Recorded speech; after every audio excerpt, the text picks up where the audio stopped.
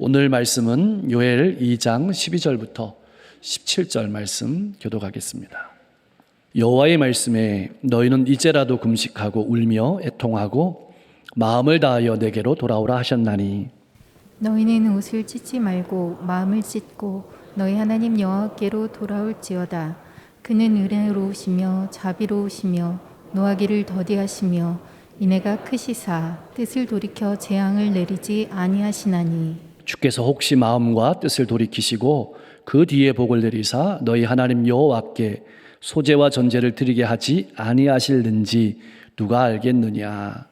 너희는 시온에서 나팔을 불어 거룩한 금식일을 정하고 성회를 소집하라. 백성을 모아 그 모임을 거룩하게 하고 장로들을 모으며 어린이와 젖 먹는 자를 모으며 신랑을 그 방에서 나오게 하며 신부도 그 신방에서 나오게 하고 여호와를 섬기는 제사장들은 낭실과 제단 사이에서 울며 이르기를 여호와여 주의 백성을 불쌍히 여기소서.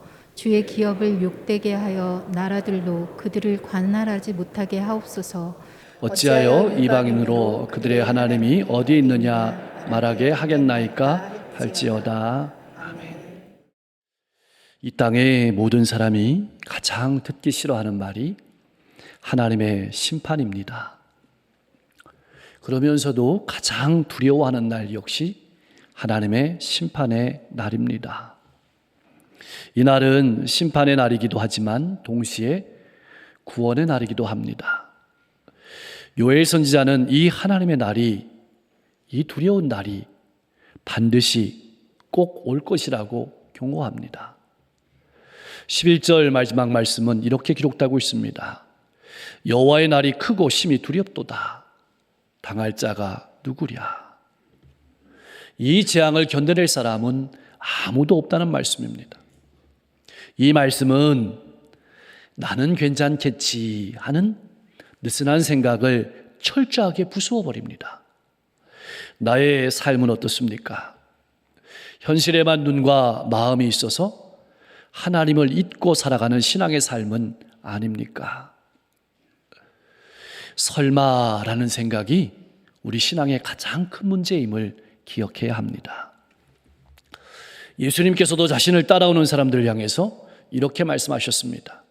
마태복음 7장 21절의 말씀인데요. 우리 같이 한번 읽어보겠습니다. 나더러 주여 주여 하는 자마다 다 천국에 들어갈 것이 아니요 다만 하늘에 계신 내 아버지 뜻대로 행하는 자라야 들어가리라. 아멘. 왜 이 말씀을 하시는 것일까요? 주여 주여 하는 자는 많다는 것이죠. 그런데 아버지의 뜻대로 살아가는 사람은 적다는 얘기입니다.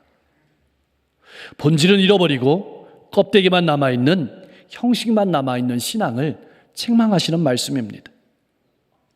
마음은 다른 곳에 있으면서도 이스라엘 백성들은 자신들이 제사 드리고 있으므로 자신들은 심판에서 제외된다고 생각했던 것입니다. 오늘 우리의 삶은 어떻습니까? 몸은 예배당에 있으면서도 마음은 다른 곳에 있지는 않습니까? 그런 우리를 향해서 주시는 말씀이 여호와의 날이 크고 두렵도다. 당할 자가 누구랴라는 말씀입니다. 하나님께서는 선지자를 통해서 하나님의 백성들에게 이렇게 말씀하십니다. 너희는 이제라도 돌아오라. 너희는 이제라도 돌아오라. 돌아오라는 말씀은 우리가 잘 아는 것처럼 회개하라는 말씀입니다. 하나님의 백성들이 하나님을 떠났음을 전제하는 말이기도 합니다. 그런데 이스라엘 백성들은 자신들이 하나님을 떠난 줄 몰랐습니다. 왜냐하면 제사 드리고 있었거든요. 몸은 성전에 있었거든요. 설마 나는 아니겠지. 이것이 이스라엘 백성들의 생각이었습니다. 그런 그들에게 하나님께서 돌아오라고 말씀하시는 겁니다. 그래서 이 말씀은 반드시 구원받아야 된다는 말씀이기도 하고 이 기회를 놓치면 더는 기회가 없을 것이라는 경고의 말씀이기도 합니다. 이제라도 이 말씀은 지금도 회개하기에 늦지 않았음을 강조하는 말이기도 합니다. 많이 늦었지만 이제라도 하나님께로 돌아오라. 그러면 된다. 그러면 된다. 이것이 하나님이 모든 하나님의 백성들에게 표현하시는 눈물 어린 사랑의 고백입니다. 어떻게 하면 될까요? 금식하고 울며 애통하고 마음을 다하여 내게로 돌아오라고 말씀하십니다.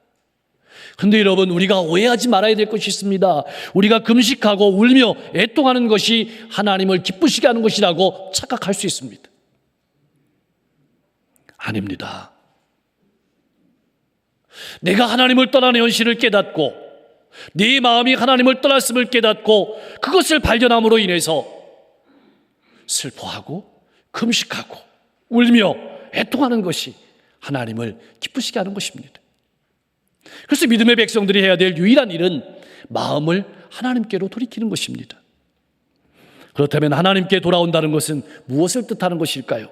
그것은 내가 걸어가는 신앙의 방향을 조정한다는 뜻입니다. 내가 살아가는 삶의 방향을 다시금 조정한다는 뜻입니다. 지금까지 내 마음을 다른 곳에 쏟았다면 이제는 온전히 하나님을 찾고 하나님 앞에 내 마음을 쏟아야 된다는 말입니다. 신앙하는 데 있어서 통하지 않는 말이 있습니다. 그것은 적당이란 말입니다. 그러므로 적당한 회개란 없습니다. 어쩌면 우리 신앙인들의 가장 본질적인 아픔은 적당한 회개일지 모릅니다. 적당한 울음일지 모릅니다. 적당한 금식일지 모릅니다. 적당히 회개하면서 속으로는 나는 잘하고 있다고 착각하고 살아가는 것은 아닐까요? 하나님 앞에 서게 됐을 때 내가 기대하지 않았던 일들이 벌어진다면 그 충격은 이루 감당할 수 없을 것입니다. 그래서 하나님께서는 요엘 선지자를 통해서 온 마음으로 하나님께 돌아오라고 외치고 계시는 것입니다. 우리는 종종 기도나 금식, 예배에 있어서 하나님이 원하시는 본질적인 의미는 잊어버리고 잃어버리고 그 의식 자체를 중요하게 생각할 때가 많습니다. 나는 기도했다, 금식했다, 예배드렸다, 여기에 만족하는 것입니다. 그래서 그만 신앙이 본질을 잃어가 버리는 것입니다. 힘을 잃어가 버리는 것입니다. 그것이 하나님 아버지의 마음을 아프게 하는 것입니다. 이스라엘 백성들의 신앙이 그랬습니다. 나의 기도는 어떻습니까? 나의 금식, 나의 예배는 어떻습니까? 그냥 호공에 외치는 주문과 같은 기도는 아닙니까? 그냥 밥만 먹지 않는 금식은 아닙니까? 세상의 노래와 같은 찬양은 아닙니까? 사랑하는 성도 여러분, 무엇이 우리를 새롭게 하고 힘있게 하고 이 시대를 건강하게 살아가게 하는 것일까요? 긍정적인 말도 희망적인 말도 좋은 것이면 분명합니다. 그러나 그것이 우리의 삶을 새롭게 하는 것은 아닙니다. 오히려 크고 두려운 심판의 날, 하나님 앞에 서게 됐을 때를 바라보면서 그 날을 분명히 인식하고 살아갈 때 우리에게 돌아오라는 하나님의 음성을 깨닫게 되고 하나님을 바라보고 살아갈 때 우리의 삶이 새롭게 되고 힘있게 되는 것입니다. 지금 우리에게 필요한 말은 무엇일까요?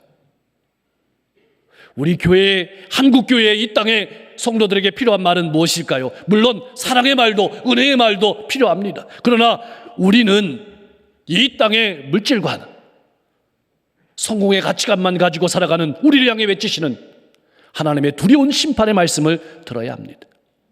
그 말씀이 바로 하나님께로 돌아오라는 말씀입니다. 여러분 기억하십시오. 하나님께 돌아가기에 늦은 때는 없습니다. 때가 늦어서 은혜를 경험하지 못하는 것이 아닙니다. 설마 나는 아닐 거야, 나는 아닐 거야 하면서 회개하지 않기에, 하나님께 돌아가지 않기에 은혜를 경험하지 못하는 것입니다. 지금 한국교회와 이 시대의 소망은 믿음의 백성들이 하나님께 돌아가는 것입니다. 그것밖에 없습니다. 하나님께서 나를 향해 먼저 손을 내미시기에 소망이 있는 것입니다. 예수님께서 수고하고 무거운 짐 진다들아 다 내게로 오라고 초청하시기에 우리에게 소망이 있는 것입니다. 이스라엘 백성들은 자신들이 열심히 하는 것 때문에 소망이 있는 줄 알았습니다. 오늘 많은 신앙인들도 내가 열심히 하면 소망이 있을 것이라고, 열심히 하는 것이 좋은 것이면 분명히 압니다. 그러나 열심히 하는 사람들이 있습니까? 하나님께 소망이 있는 것입니다. 13절 말씀은 이스라엘 백성들이나 오늘 우리가 어떻게 신앙하고 있는지를 잘 보여주는 말씀이기도 합니다. 옷을 찢지 말고 마음을 찢고 너희 하나님 여호와께로 돌아오라. 당시에 이스라엘 백성들은 옷만 찢고 신앙생활 했다는 말입니다. 몸만 성전에 있었다는 말입니다. 요엘 선지자는 옷을 찢지 말고 마음을 찢으라고 합니다. 왜 그럴까요? 옷을 찢는 것이 회개의 표시로 비추어질 수는 있지만 형식으로만 끝날 수 있기 때문입니다. 마음은 없고 옷만 찢을 수 있기 때문에 그렇습니다. 그렇다면 왜 마음을 찢어야 할까요? 마음으로 죄를 지었기 때문입니다. 우리의 손과 발이 가서 죄를 지은 것이 분명하지만 근본적으로는 마음으로 죄를 지었기 때문입니다. 그래서 예레미야 선지자는 예레미야 4장 4절에서 이렇게 고발했습니다. 유다인과 예루살렘 주민아, 너희는 스스로 할례를 행하여 너희 마음 가죽을 베고 나 여호와께 속하라. 이스라엘은 겉 표피를 뱀으로 선민이라고 자부했습니다. 그런데 예레미야 선지자를 통해서 하나님이 하시는 말씀은 겉을 베지 말고 속을 베라고 말씀하시는 것입니다. 진정한 할례는 겉을 베는 것이 아니라 마음을 베어내는 것임을 분명하게 선포한 것입니다. 겉만 베고 안심하는 신앙인들이 하나님의 나라에 가장 위험한 신앙인이라고 이야기하는 것입니다. 이번 수요일부터 사순절이 시작됩니다. 우리는 그 수요일을 성회 수요일, 죄의 수요일이라고 합니다. 이 말은 죄를 뒤집어 쓰고 회개하라는 의미입니다. 다시 말하면 죄를 돌아보고 끊어내라는 의미입니다. 사랑하는 성도 여러분, 나는 죄에 대해서 얼마나 민감합니까? 우리의 본질적인 문제는 이 죄의 문제입니다. 죄란 무엇입니까? 하나님을 떠난 것이 죄입니다. 하나님의 말씀을 떠난 것이 죄입니다. 내가 주인이 되어서 내 마음대로 살아간 것이 죄입니다. 그래서 마음은 없고 겉모습만 있고 본질은 잃어버린 것입니다. 그것이 죄입니다. 형식만 있기에 믿음의 사람들이 세상의 소금과 빛이 되지 못하는 것입니다. 그런 나를 돌아보고 하나님께로 돌이키는 것이 회개입니다. 회개는 일단 멈추는 것입니다. 회개는 일단 끊어내는 것입니다. 그리고 돌이키는 것입니다. 몸이 아니라 마음이 돌아오는 것입니다. 사랑하는 성도 여러분, 형식적으로 예배하고 하나님을 떠난 자리에서 돌아오십시오. 아내의 마음을 아프게 한 자리에서 돌아오십시오. 남편의 마음을 아프게 한 자리에서 돌아오십시오. 부모의 마음을 아프게 하고 자녀의 마음을 힘들게 한 자리에서, 이웃의 마음을 아프게 한 자리에서 멈추고 돌아오십시오. 왜 우리가 하나님의 말씀을 읽어야 할까요? 왜 우리가 하나님의 말씀을 듣는 자리에 우리 자신을 세워야 할까요? 바로 그 말씀 속에서 살아계신 하나님을 만나기 때문입니다. 하나님의 음성을 듣기 때문입니다. 예수님을 만나기 때문입니다. 어떻게 하면 생명을 얻는지, 왜 예수님께서 인간의 몸을 입고 이 세상에 오셨는지, 왜 죽으셔야만 했는지, 왜 부활하셔야만 했는지, 왜 승천하시고 왜 다시 오셔야만 하는지를 깨달아 알기 때문입니다. 뿐만 아니라 하나님의 자녀로, 하늘의 백성으로 어떻게 사는 것이 바른 삶인지 알기 때문에 그렇습니다. 그래서 우리의 옷이 아니라 마음을 찢어야 하는 것입니다. 그렇다면 왜 마음을 찢고 하나님께 돌아오라고 하시는 것일까요? 하나님의 성품 때문에 그렇습니다. 우리가 믿는 하나님은 어떤 분이십니까? 은혜로우신 분이시죠. 자비로운 분이시죠. 자비롭다는 말은 우리의 아픔을, 우리의 고통을 모른 채 하지 않으시는 분이란 뜻입니다. 노하기를 더디하시고 인애가 크신 분이 우리 하나님이십니다. 여러분, 우리는 이 세상을 살아가다 보면 우리의 열심에 소망이 있는 줄 착각할 때가 있습니다. 성경은 이 생각을 철저하게 끊어냅니다. 우리의 열심이 중요한 것은 분명하지만 소망은 하나님께 있습니다. 하나님의 성품에 있습니다. 그래서 하나님께로 돌아오라고 하는 것입니다. 우리가 부끄럽고 초라한 과거에도 불구하고 다시 온 마음을 다해서 하나님을 찾는 것은 그분에게로 돌이키는 까닭은 하나님이 어떤 분인지를 알기 때문입니다. 하나님이 긍휼이 많으시고 하나님이 자비로우신 분이고 하나님이 우리를 용서하시고 사랑하시는 분임을 알기 때문에 그런 것입니다. 하나님의 백성은 연약하고 어리석음에도 불구하고 하나님의 성품을 기억하고 언제나 하나님께로 돌아가는 사람이 하나님의 자녀입니다. 요엘 선지자는 한 줄기 소망의 지푸라기를 붙잡고 있습니다. 당시 유다 백성들은 현실적인 어려움과 아픔으로 인해서 이렇게 생각했습니다. 하나님이 나를 버렸다. 하나님이 우리 민족을 버렸다. 그리고 절망했습니다. 체념했습니다.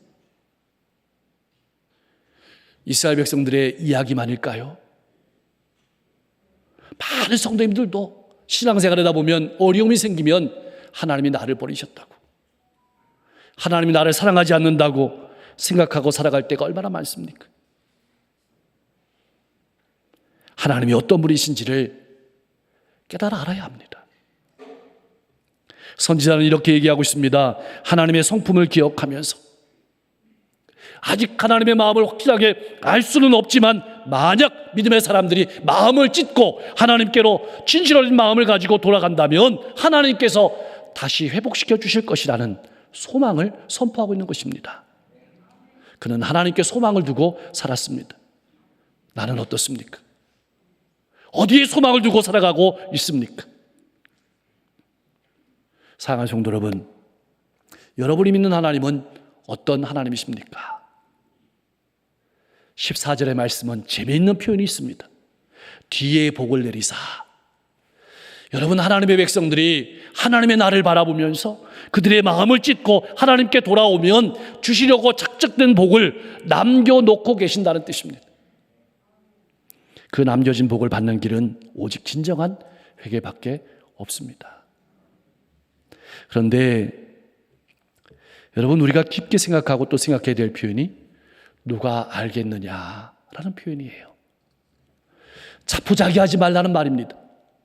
또 하나는 구원은 전적으로 하나님의 은혜에 달려있다는 뜻입니다. 여러분, 이스라엘 백성들은 아브라함의 자손이라고 구원이 당연한 것으로 생각했습니다. 절대 아닙니다. 성경은 분명하게 말하고 있습니다. 하나님의 구원은 혈통으로나 육적으로 나지 않는다. 여러분, 오늘 이 시대를 살아가는 신앙인들의 아픔이 무엇일까요? 하나님의 구원을 너무나도 당연하게 생각한다는 것입니다. 입술로 그리스도를 고백하기만 하면 하나님의 구원은 당연히 임한다고 생각합니다. 마음은 찢지 않고 입술의 구호로만 그치는 것입니다. 기억하십시오. 신앙에 있어서 당연한 것은 하나 없습니다. 모든 것이 은혜고 은혜일 뿐입니다. 여러분, 우리가 신앙한다는 뜻은 무엇일까요? 하나님의 성품을 안다는 것입니다. 동시에 하나님의 주권을 인정한다는 것입니다. 이스라엘 백성들이 복된 것은 제사로 말미암아서 복을 받은 백성이 아니고 제사를 드리는 복을 받은 사람들이 이스라엘 백성들입니다. 오늘 우리가 예배를 드려서 복을 받는 것도 틀린 말은 아니지만 그게 본질이 아니고 예배 드리는 복을 받은 사람입니다. 이 말은 자랑할 것이 하나도 없다는 뜻입니다. 자, 이제까지는 개인의 회개를 말했다면 15절부터 말씀은 공동체 회개를 말합니다. 나만 회개하는 것이 아니라 우리 가정이 회개해야 되고 우리 교회가 해야 되고 믿음의 사람들이 회개해야 됩니다. 백성을 모아 그 모임을 거룩하게 하고 성회에는 단지 종교인만 참석하는 것이 아니었습니다. 모든 백성이 다 참석하는 것이었습니다. 나이 많은 사람으로부터 시작해서 어린이 심지어 젖먹이 아기까지 참석해야 했습니다. 당시에 결혼을 하면 군생활까지 면제되었던 신랑도 신부와 함께 회개 자리에 참여해야 했습니다. 왜 믿음의 사람들이 모여서 회개해야 할까요?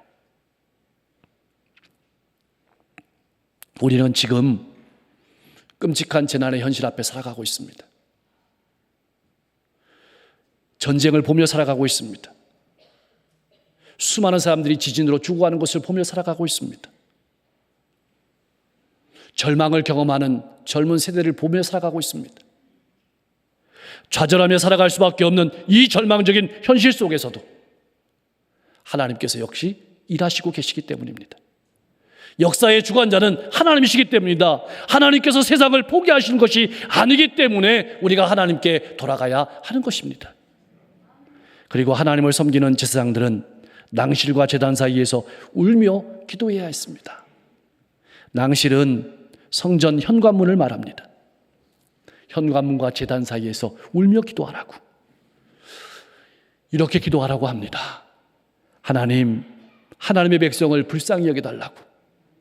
그리고 또 하나는 하나님의 백성들이 이방인들로부터 조롱을 당하지 않는 삶을 살아가게 해달라고. 그래서 하나님의 영광을 가리지 않게 해달라고 기도하라고, 가슴을 쥐어짜면서 기도하라고 말씀했습니다. 왜 낭실과 제단 사이에서 울라고 했을까요? 이스라엘 백성들이 거기서 우상을 숭배했거든요. 무슨 말일까요? 몸은 제단에 와 있으면서 마음은 다른 곳에 가 있었다는 뜻입니다. 즉 성전에는 나와 있었지만 하나님이 아닌 다른 곳으로 마음을 채우고 생각을 채우고 예배드렸다는 말입니다. 오늘 나의 예배는 어떤 것입니까? 사랑하는 성도 여러분, 오늘 우리의 현실은 어떻습니까? 세상은 교회를 향해서 이렇게 말합니다. 너희가 믿는 하나님이 어디 있느냐? 이런 조롱이 우리 귀에 들려오는 것이 현실입니다. 과거나 지금이나 차이가 없습니다. 오늘날 교회는 세상의 조롱거리가 되었습니다. 바로 지금이 울면서 금식하며 애통하며 하나님께 나아가야 될 때입니다. 전쟁과 지진과 기근, 재난이 끊이지 않는 현실을 바라보면서 하나님 앞에 나아가 울어야 할 때입니다. 사랑하는 성도 여러분, 나는 하나님의 두려운 심판의 날을 바라보면서 살아가고 있습니까? 그날이 반드시 찾아옴을 기억하며 살아가고 있습니까? 나는 지금의 세상을 민감하게 바라보며 살아가고 있습니까? 내게 닥친 전쟁이 아니라고, 내게 닥친 지진이 아니라고, 내게 닥친 기근이 아니라고 마음을 느슨하게 하고 살아가고 있는 것은 아닙니까? 하나님께 소망을 두고 하나님 앞에 울며 기도하며 살아가고 있습니까? 우리는 다시 한번 하나님께 간구하며 나가야 될 것입니다. 누가 알겠습니까? 믿음의 사람들이 회개하고 하나님께 돌이킬 때 하나님께서도 복을 주셨습니다. 보이는 축복도, 그리고 영적인 축복도 주셨습니다. 그래서 요엘 2장 후반부의 말씀에 보면 자녀들이 장래일을 말하고 너희 늙은이는 꿈을 꾸고 너희 젊은이는 이상을 보는 역사가 일어날 것이라고 소망을 말씀하고 있습니다. 기억하십시오. 우리의 소망은 오직 하나님께 돌아가는 것입니다. 이제라도 마음을 찢고 하나님께로 돌이켜야 합니다. 이 시대에 필요한 것은 오직 마음을 찢고 하나님께로 돌이키는 것입니다. 한국에 산다고, 교회 안에 있다고 재앙을 피하는 것은 아닙니다. 그리스도인이라고 안심하지 마십시오. 오히려 더 겸손해야 합니다. 하나님의 구원은 당연한 것이 아닙니다. 우리 교회가 먼저 회개하고 하나님께 나아가야 할 때입니다. 오늘 저녁 지방 학생 부흥사경회가 자녀와 함께 꿈꾸는 시간이 될 수 있기를 소망합니다. 여러분, 하나님께 돌이킴으로 새로운 시대가 열리는 놀라운 축복의 인생이 다 되실 수 있기를 주님의 이름으로 간절히 축원합니다. 기도하겠습니다. 몸만 예배당에 있는 신앙이 아니라 마음을 드리는 신앙인, 눈앞의 현실만 바라보는 신앙인이 아니라 하나님의 심판을 바라보는 신앙인으로 깨어 살아가게 하여 주시옵소서. 옷만 찢는 신앙이 아니라 마음을 찢고 삶이 변화된 그리스도인으로 가정과 일터와 이웃 가운데 살아가게 하여 주시옵소서. 나를 언제나 사랑하시고 돌아오기를 간절히 기다리시는 하나님께 소망을 두고 살아가게 하여 주시옵소서. 전쟁과 지진과 기근과 재해를 바라보면서 하나님 앞에 울며 기도하는 신앙인으로 서게 하옵소서. 다음 세대를 바라보며 미래를 향한 꿈을 꾸며 소망을 전할 수 있는 신앙인 되게 하옵소서. 튀르키예와 시리아의 지진이 속히 회복되게 하시고 우크라이나와 러시아의 전쟁이 속히 멈춰지게 하시며 기근과 재난이 회복되게 하여 주옵소서. 지방학생 부흥상회를 통해서 다음 세대가 건강하게 설 수 있도록 인도해 주시고 다음 달에 있을 청년부 수련회를 통해서 우리 청년들이 꿈을 꾸고 미래를 소망하는 청년들로 힘있게 일어서게 하옵소서. 새로운 학기가 눈앞에 있습니다. 새로운 환경이 있습니다. 잘 적응할 수 있도록 힘과 지혜를 주시고 특별히 좋은 만남을 허락하여 주시옵소서. 오늘도 외롭고 힘든 환경 속에서 복음을 들고 한 걸음 한 걸음 걸어가는 선교사님들의 발걸음을 통해서 수많은 영혼들이 주님께 돌아오게 하여 주시옵소서. 병석에 있는 환우들 그 침대 가운데 그 고통의 자리 가운데 외로움의 자리 가운데 아픔의 자리 가운데 한숨의 자리 가운데 잠 못 자는 자리 가운데 호흡이 거친 자리 가운데 하나님 찾아가 주셔서 아픔을 아버지 하나님 상처를 고통을 외로움을 인생을 만져주시고 새롭게 하시고 힘있게 하여 주옵소서. 우리 성도들의 삶이 성경적인 가치관과 복음의 가치관을 가지고 살아가는 성숙한 성도의 모습을 가정과 일터와 이웃 가운데 보여주게 하시고 우리 성도들의 가정이 날마다 웃음이 꽃피고 찬송과 말씀이 울려 퍼지는 행복한 가정이 되게 하시고 우리 교회가 그런 복음의 가치관을 가지고 이 지역의 수많은 영혼들을 섬기는 건강한 교회로 사명 감당하게 하여 주시옵소서. 예수님의 이름으로 간절히 기도하옵나이다.